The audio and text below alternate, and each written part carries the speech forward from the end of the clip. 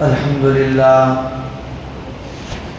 لله رب العالمين والعاقبة للمتقين والصلاة والسلام على سيد الأنبياء والمرسلين محمد وآله وأصحابه أجمعين. أما بعد، فأعوذ بالله من الشيطان الرجيم. بسم الله الرحمن الرحيم. الحمد لله رب العالمين الرحمن الرحيم مالك يوم الدين. صدق الله العظيم. محترم قابل قدر سامعین کرام، اللہ کے نیک اور صالح بندو، اب تک الحمدللہ رمضان سے متعلق اور روزوں کے متعلق باتیں آپ حضرات کے سامنے آئی. انشاءاللہ اب سے قرآن کی چھوٹی چھوٹی سورتوں کی تفسیر ہوگی اور درمیان میں روزوں کے فضائل انشاءاللہ آتے رہیں گے. ابھی میں نے آپ حضرات کے سامنے سورہ فاتحہ کی 3 آیتیں تلاوت کی ہیں. یہ جو سورت ہے سورہ فاتحہ، قرآن میں ترتیب کے اعتبار سے سب سے پہلے لکھی گئی ہے، لیکن نزول کے اعتبار سے جو سب سے پہلی سورت ہے وہ سورہ علق ہے، وہ بھی اس کی 5 آیتیں ہیں. سورہ فاتحہ جو ہے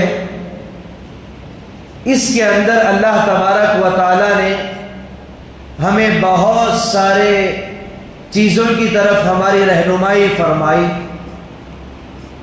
سب سے پہلے ہم سمجھیں گے بسم اللہ کی فضیلت، پھر اس کے بعد آج ہم تذکرہ کریں گے سورہ فاتحہ کے نام، پھر آج تذکرہ کریں گے الحمدللہ رب العالمین. انشاءاللہ کل سورہ فاتحہ کی کیا فضیلت ہے اس کا تذکرہ ہوگا. اعوذ باللہ من الشیطان الرجیم، اس کا ترجمہ ہے پناہ مانگتا ہوں میں اللہ کی شیطان مردود سے.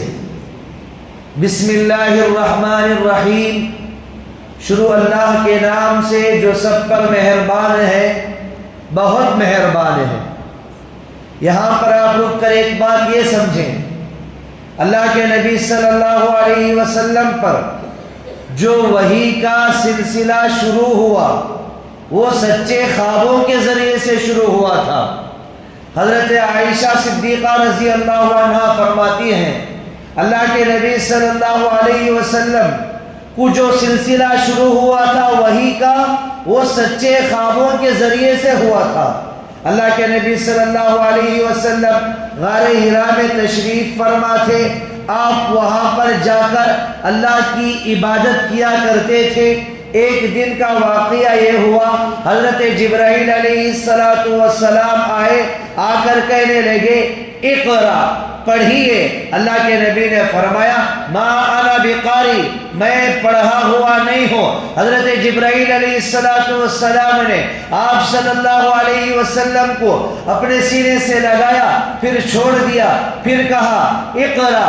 اللہ کے نبی نے فرمایا ما انا بقاری، میں پڑھ نہیں سکتا، میں پڑھا ہوا نہیں ہوں. اللہ کے نبی صلی اللہ علیہ وسلم کو اس طرح انہوں نے 3 سے 4 مرتبہ اپنے سینے سے لگایا اور چھوڑا. پھر اللہ کے نبی صلی اللہ علیہ وسلم نے پڑھنا شروع کیا.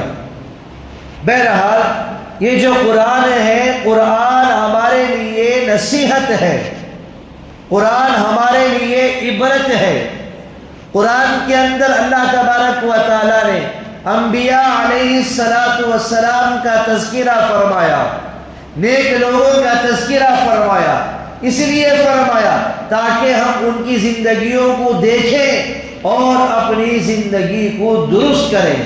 اپنی زندگی کو ان کے جیسی زندگی بنانے کی کوشش کریں۔ پھر اللہ تبارک و تعالیٰ نے منکرین کا تذکرہ کیا، اللہ کے جو نافرمان ہیں ان کا تذکرہ کلام اللہ کے اندر ہے۔ اللہ نے اس لیے فرمایا ہم ان کی زندگی کو دیکھیں اور یہ عبرت حاصل کریں کہ ہمیں ان کے جیسی زندگی نہیں گزارنا ہے۔ بزرگان محترم، بات چل رہی تھی اعوذ باللہ من الشیطان الرجیم۔ جب ہم قرآن پڑھنا شروع کریں تو سب سے پہلے یہ حکم ہے کہ آپ تعوذ پڑھیں، اعوذ باللہ من الشیطان الرجیم پڑھیں۔ کیوں؟ ہم اللہ کی پناہ حاصل کریں۔ شیطان ہمارے دل میں آ کر برے خیالات پیدا کرتا ہے۔ سب سے آسان بچنے کا طریقہ یہ ہے کہ ہم اعوذ باللہ من الشیطان الرجیم قرآن کی تلاوت شروع کرنے سے پہلے ہم پڑھ لیں۔ چاہے آپ قرآن کی تلاوت نماز کے اندر کریں یا نماز کے باہر کریں، ہر وقت جب بھی آپ قرآن پڑھنا شروع کریں حکم یہ ہے کہ آپ تعوذ پڑھیں گے۔ بہرحال مفسرین نے یہاں پر ایک بات یہ بتلائی، اعوذ باللہ من الشیطان الرجیم جب ہم قرآن پڑھتے ہیں نماز کے اندر، امام ابو حنیفہ رحمۃ اللہ علیہ فرماتے ہیں پہلی رکعت میں جب سورہ فاتحہ کو ہم شروع کرتے ہیں اس کے اندر جو اعوذ باللہ من الشیطان الرجیم پڑھتے ہیں، یہ اگر 4 رکعت والی نماز ہے تو 4 رکعت کے لیے یہ اعوذ باللہ کافی ہے، ایک مرتبہ پڑھ لینا یہ کافی ہے۔ بہرحال جب دل میں برا خیال آنے لگے، شیطان ورغلانے لگے، جب ہمارا خیال بری باتوں کی طرف جانے لگے، اعوذ باللہ من الشیطان الرجیم ہمیں پڑھ لینا چاہیے۔ جب غصہ آئے تو اعوذ باللہ ہم پڑھ لیں، انشاءاللہ اللہ تبارک و تعالی ہماری حفاظت فرمائے۔ بہرحال بسم اللہ الرحمن الرحیم، بسم اللہ، اس کے اندر جو با ہے، با مصاحبت کے لیے آتا ہے۔ مصاحبت کہتے ہیں کسی چیز کا کسی چیز کے ساتھ متصل ہونا۔ با استعانت کے لیے آتا ہے، استعانت کے معنی ہے کسی چیز سے مدد حاصل کرنا، اور با تبرک کے لیے آتا ہے۔ اگر ہم با کو یہاں پر بسم اللہ میں استعانت والا معنی مراد لیں تو مطلب اس طرح ہوگا، اے اللہ ہم تیرے نام کی مدد سے ہم پڑھنا شروع کرتے ہیں۔ اگر آپ یہاں پر بسم اللہ میں بسم اللہ کی با سے اگر آپ یہاں پر مصاحبت والا معنی مراد لیں تو اس کا مطلب اس طرح ہوگا، اے اللہ تیرے نام کے ساتھ ہم پڑھنا شروع کرتے ہیں۔ اگر تبرک والا معنی یہاں پر ہم مراد لیں تو اس کا مطلب یہ ہوگا، اے اللہ تیرے نام کی برکت سے ہم قرآن پڑھنا شروع کرتے ہیں، اے اللہ تیرے نام کی برکت سے ہم ہر کام کرنا شروع کرتے ہیں۔ بہرحال اس کے بعد اللہ کا نام ہے بسم اللہ، یہ اللہ کا ذاتی نام ہے، یہ اللہ کا صفاتی نام ہے۔ پھر آگے رحمان ہے، رحیم ہے، یہ اللہ کے صفاتی نام ہیں۔ آپ حضرات کو ذاتی نام کیا ہے، صفاتی نام کیا ہے، اس کے اندر کیا فرق ہے، میں مثال کے ذریعے سے سمجھاتا ہوں۔ ایک آدمی ہے، وہ حافظ بھی ہے، وہ عالم بھی ہے، وہ قاری بھی ہے، وہ مفتی بھی ہے۔ ہماری زبانوں کے اندر کوئی ایک لفظ ایسا نہیں ہے جو ان سارے اوصاف کو ایک لفظ میں جمع کر سکے۔ اللہ تبارک و تعالیٰ کے بھی بہت سارے صفاتی نام ہیں، اللہ تعالیٰ کے اتنی خوبیاں ہیں، اتنے کمالات ہیں، ہماری زبان کے اندر کوئی ایک لفظ ایسا نہیں ہے کہ ان سارے کمالات کو ایک ہی کلمے میں ہم ادا کریں۔ اللہ تبارک و تعالیٰ کی بہت ساری خوبیاں ہیں۔ رحمان، مفسرین فرماتے ہیں رحمان کا مطلب اللہ تبارک و تعالیٰ سب پر مہربان ہے۔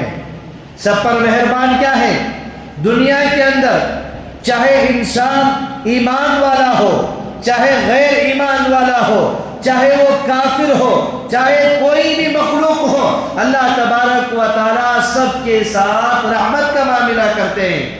اللہ یہ نہیں دیکھتے دنیا کے اندر یہ میرا نافرمان ہے، یہ کافر ہے، یہ مسلمان ہے، اللہ سب کے ساتھ مہربانی کا معاملہ کر رہے ہیں، اللہ سب کو کھلا رہے ہیں، اللہ سب کے ساتھ غفاری کا معاملہ کر رہے ہیں۔ رحیم کا مطلب مفسرین نے یہ بتلایا، رحمان کا مطلب ذکر کر کے، رحمان کا مطلب یہ اللہ تبارک و تعالیٰ کے صفت رحمت کے عموم کو بتلانے کے لیے ہے۔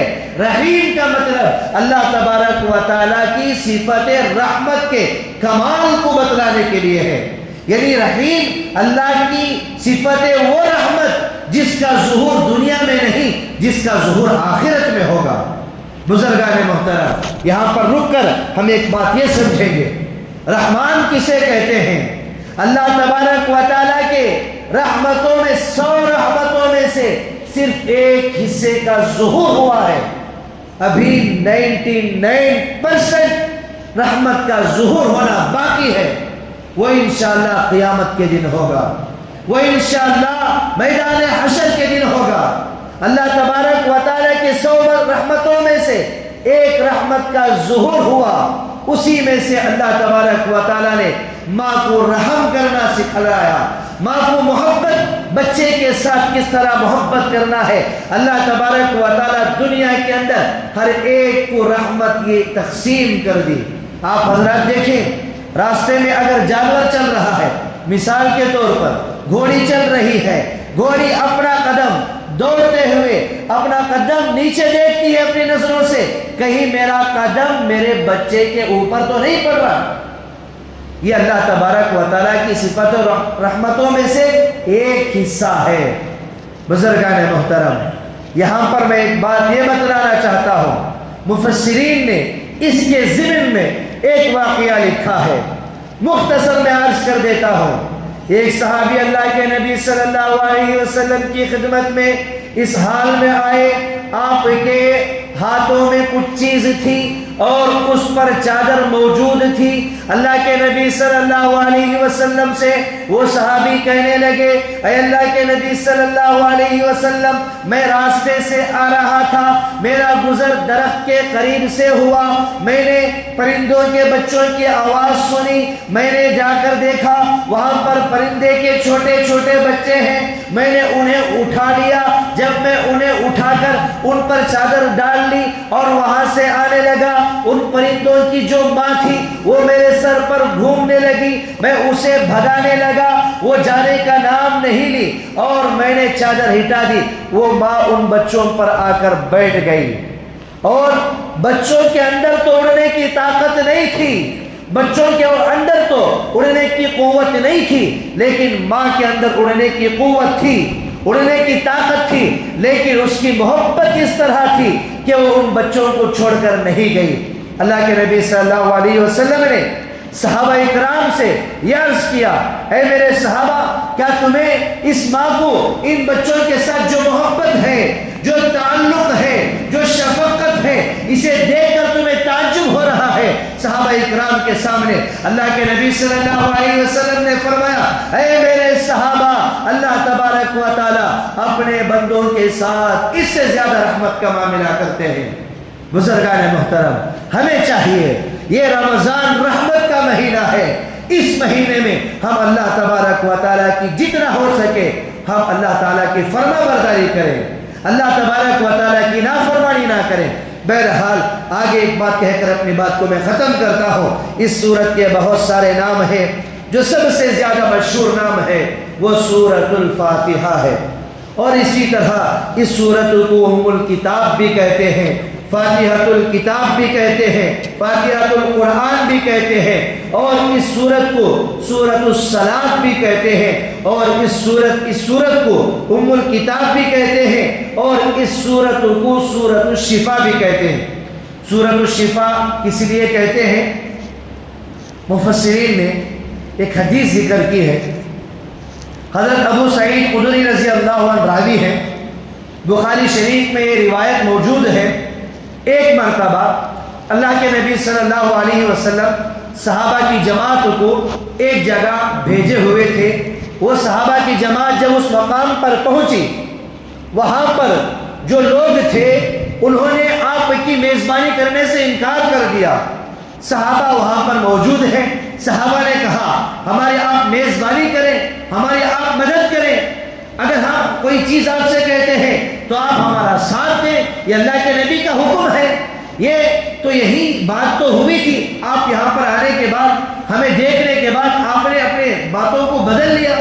بہرحال واقعہ اس طرح ہوا، وہاں کے جو لوگ تھے اس گاؤں کے، ان کے سرداروں کو سانپ نے ڈس لیا۔ اتفاق کی بات یہ کہ اس سانپ کا زہر کا اثر اس کے جسم میں چڑھنے لگا اور وہ جو سردار تھا وہ زمین پر گر گیا۔ وہاں سے سارے لوگ آئے اور آ کر کہنے لگے ارے ہم نے ساری تدبیریں اختیار کر لی، ساری دوائیاں ہم نے استعمال کر لی، لیکن اس زہر کا اثر ختم نہیں ہو رہا ہے۔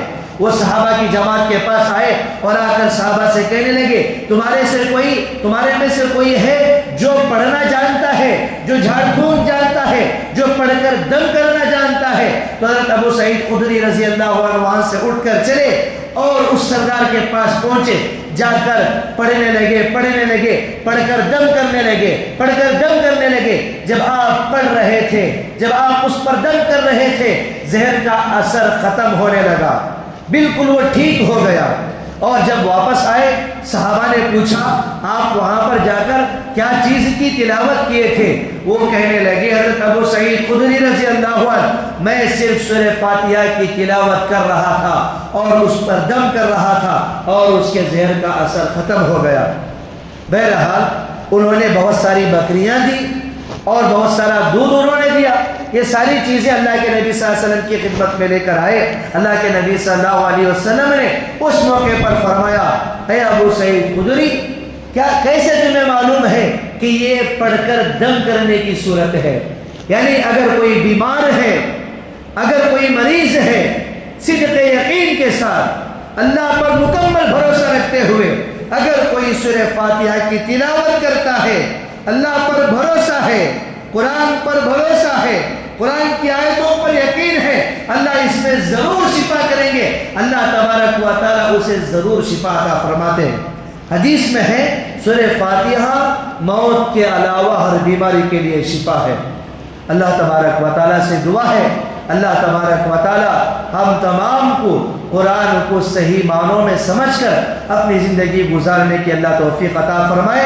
رمضان مبارک میں قرآن کو سننے، قرآن کو پڑھنے کی اللہ میں توفیق عطا فرمائے۔